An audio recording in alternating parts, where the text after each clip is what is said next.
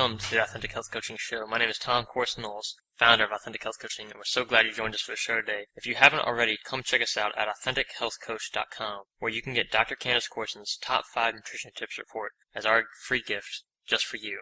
Now, today on the show, we have an incredible guest for you, Brad Salzman. And Brad is a psychotherapist and sex addiction therapist. He works mainly with people who have sex addiction, but he also works with all kinds of addictions. And today in the show, we talked about not just sex addictions, but really any kind of addiction. And Brad shares some incredible things, really simple things that anyone can use to help break that addictive cycle that so many of us face. If it's not sex, it's food or maybe alcohol. We all seem to have some kind of addiction or another at some point in life. And so it can be really, really important to learn some effective coping strategies that you can overcome, those things that hold you back and become a better person and live a healthier lifestyle. So enjoy the show today, take great notes, and make an incredible day. Brad, thanks so much for being with us today on the Authentic Health Coaching Show. Tell us more about you and what got you interested in being a sex therapist. Okay, well, thank you for having me on today. I've been doing therapy for about 10 years, and I'm working at a previous job where I saw a lot of college students, and a lot of these guys were coming in and they had problems with compulsive pornography use. A lot of these guys were staying up all night looking at porn, and it was they would wind up sleeping through their classes the next day, and it was really affecting their lives. And they were coming to me and asking for help, and I found that my other colleagues at this place where I was working really just sort of dismissed it, said, oh, you know what, these guys are, it's normal, everyone looks at porn and masturbates, and, you should just tell these guys not to worry about it, and, they'll get over it. So, basically, what I was hearing from these guys, it didn't line up with what my colleagues were saying, and I realized that I had to get some more training, to figure out exactly what was going on, see how I could really help these guys. So that led me to get more training, and now that I'm in private practice, and this is basically the majority of my practice, almost all of my clients are struggling with sex addiction. Mm-hmm. Gotcha. So, it sounds like a kind of a cool job. You get to just basically sit on a couch all day and listen to people tell their stories about their sex lives. Is that right? Well, I guess, therapy in general, I get to listen to people talk about their issues all day. The truth is, I meet people all the time who say to me, Brad, I don't know how you do what you do. I couldn't sit there and listen to people talk about their problems all day. And I think it's really, each person, we all sort of have different strengths and weaknesses. I know many years ago, actually had a job as an accountant, and I was a terrible accountant, and so, for me, it's actually easy to sit and listen to people talk about, their emotions and their feelings and their challenges that they're having in their lives. It would be really hard for me to sit and listen to someone talk about their bank statements, or for me to actually go through a list of numbers and crunch numbers all day. So I think people are made differently, and for me, thank God, I found something that I really enjoy, and I can help people. Oh, that's awesome. So, let's talk about the difference between, if you're a sex addict versus someone who just has a healthy sexual desire and behavior. What's the difference? Okay, I think that's a really good point, because as human beings, we all are wired to want sex in some way. Some more than others, but basically all of us have a sex drive that's normal and that makes us human. So the question is, when does that normal sex drive get hijacked and it becomes an addiction? So basically, any addiction is some kind of behavior that it meets certain criteria. One of those criteria is that someone has tried to stop it and is unable to stop it. So, for example, let's say someone, let's say is spending a lot of time looking at pornography online, and let's say they're married and they don't want to be doing it. So they want to stop, but they're not able to. So they'll stop for a few days or a few weeks, and they find themselves, doing it again, and they always wind up being disappointed or frustrated or angry with themselves, but there's nothing they can do. They're trapped. So, and besides looking at pornography, behavior, could also include going to strip clubs, going to sexual massage parlors, meeting up with strangers for sex, having extramarital affairs, one-night stands. So it's basically, sex that's gone out of control. Mm-hmm. Gotcha. And so what are some of the things that you help people do to overcome that addiction? Well, so the first thing we have to do is determine whether or not there is actually an addiction. Because, some people can have a lot of sex and not be addicts. Just like, if we look at a sort of the classic addiction, we all tend to think of alcohol as sort of, the classic, addiction. Some people can get drunk a lot and not be alcoholics. I know in college, a lot of college students will, for a time, get drunk every weekend, maybe even some a few nights a week, and they'll get really drunk, and yet they won't become alcoholics. So I think that the first thing we have to do is correctly assess the person and determine whether or not the person does in fact have an addiction. If they do have an addiction, we then need to sort of get some history and find out what's going on. People tend to think that sexual addiction is about sex, but really it has a lot more to do with intimacy and relationships than it does with sex. I like to think of sexual addiction as an intimacy disorder, which means that people who have difficulties with intimacy and forming and sustaining healthy relationships, those people will sometimes develop sexual addiction where they will channel their relationship energy towards, instead of channeling it towards healthy relationships, they will channel it towards these inappropriate sexual relationships, whether with prostitutes or seeking out some kind of sexual gratification with strippers or with masturbation and pornography. It becomes a substitute for real life relationships. So we need to sort of figure out what's going on with the individual person.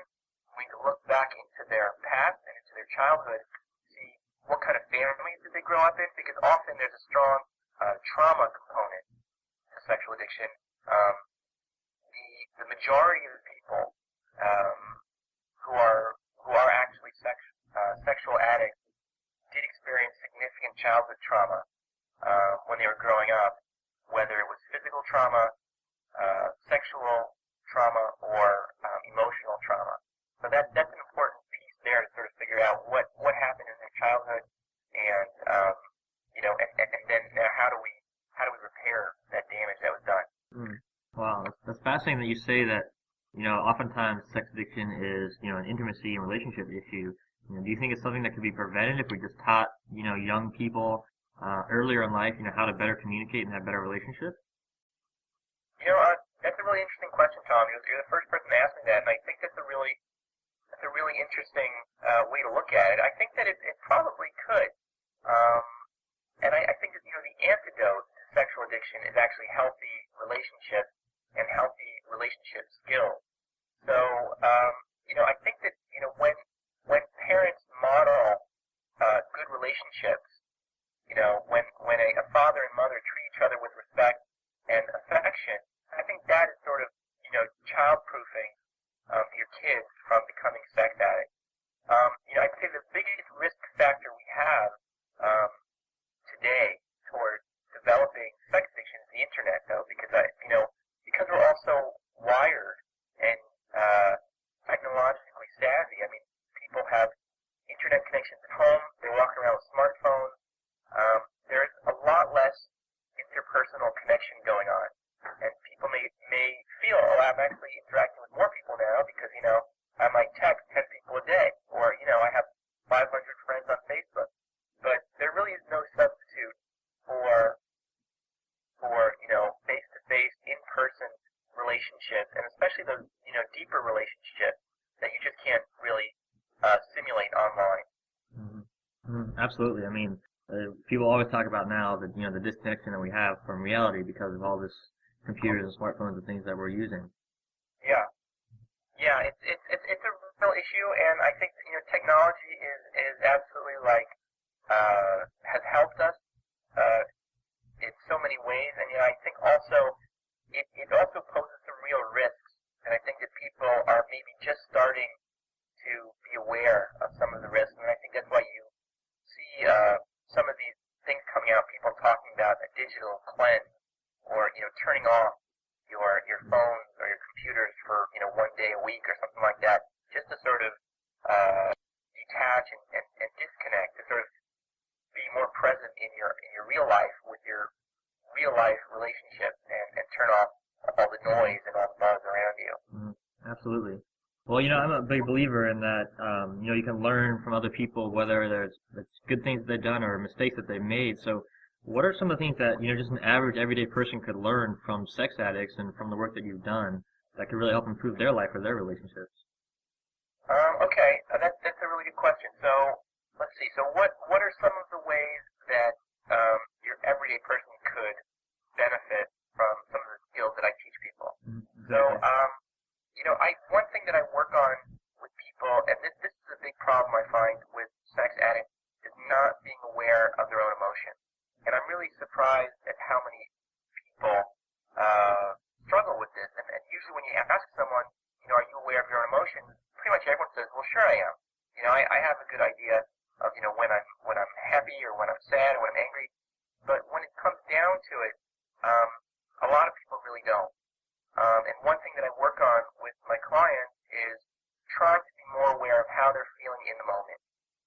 Because often when people will act out, it's a way to avoid feeling an unpleasant feeling. So in other words, if someone is feeling really anxious about, let's say, something that happened at work, maybe the boss said something, that made someone feel that, their job was in danger, or let's say, someone's spouse, said something, not nice, and someone got angry. That's when people are likely to then do some kind of acting out behavior, and the acting out doesn't need to be a sexual acting out. It could be any kind of acting out. It could be, saying, saying something not nice. It could be yelling. It could be, stomping out of the room. It could be doing something that later you're going to regret. So I think that, one thing that everyone can try and cultivate, which can help them, is mindfulness. And this mindfulness is something we talk about in the Zen Buddhist tradition, but it's really in a lot of different religious and cultural traditions. Just sort of trying to actually have some distance from yourself and be able to look at yourself objectively and say, what's going on inside me right now? How it's making me feel. Am I feeling this in my body somewhere? Am I feeling tense? Do I feel it in my stomach? Do I feel it, in my fist? Do I feel it in, the hairs on the back of my neck? And really trying to develop that sort of consciousness, which I think can really help people from getting out of that reflexive acting without thinking.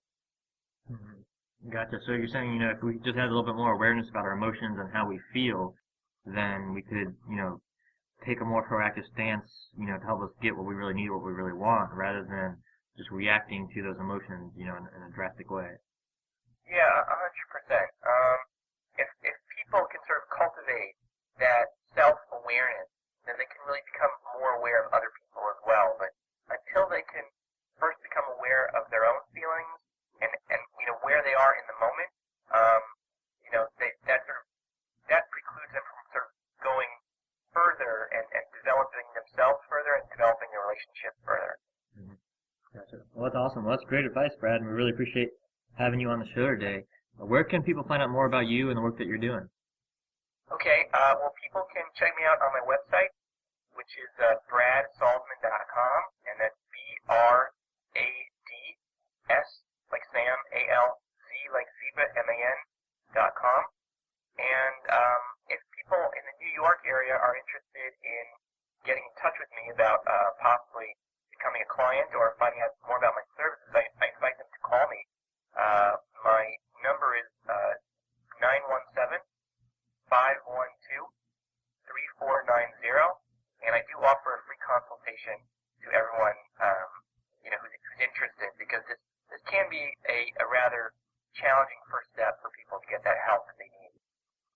Awesome. Well, thanks so much for being with us today, Brad.